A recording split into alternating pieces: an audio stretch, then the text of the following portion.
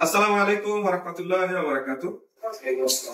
City Honda customer রিভিউতে আমি জসিম পাটোয়ারি আপনাদেরকে স্বাগত। আজকে একটা x blade new model attractive grey কালারের একটা রিভিউ।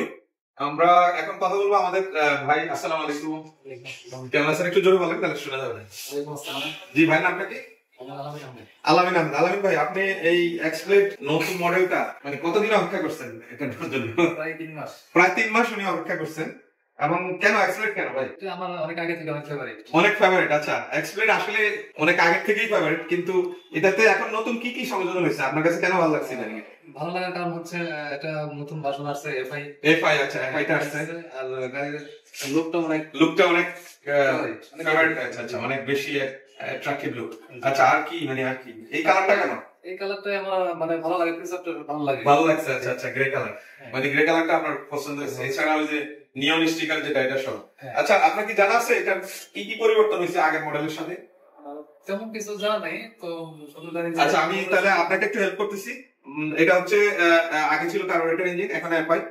আগে সাইডে অ্যাঙ্গেল সেন্সরটা ছিল না, এখন একটা অ্যাঙ্গেল সেন্সর আছে। অ্যাঙ্গেল সেন্সরের কাজ হচ্ছে এটা যখন কাজে পড়ে যাবে তখন এটা অটো বন্ধ হয়ে যাবে। একটা হলো যে সাইড স্ট্যান্ড সেন্সর করা আছে। সাইড স্ট্যান্ড সেন্সর করা অবস্থায় গাড়ি কিন্তু ভাগবে না, এবং আপনার মিটারে শো করবে যে সাইড স্ট্যান্ড করা।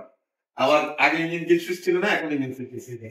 এই ছাড়া আপনার গাড়ির মাইলেজটা আগে কোম্পানি ডিক্লেয়ার ছিল কম, এখন 60+। হ্যাঁ, তো আশা করি যে 55 এর উপরে পাইলেই তো এটা সোনায় সোহাগা। আলহামদুলিল্লাহ, অনেক ভালো। আপনাকে কংগ্রেচুলেশন ভাইয়া, বেশি লম্বা করবো না। নিরাপদে থাকবেন এবং হেলমেট পরিধান করবেন এবং সেফটি রাখবেন। জি, থ্যাংক ইউ ভেরি মাচ। আসসালামু আলাইকুম।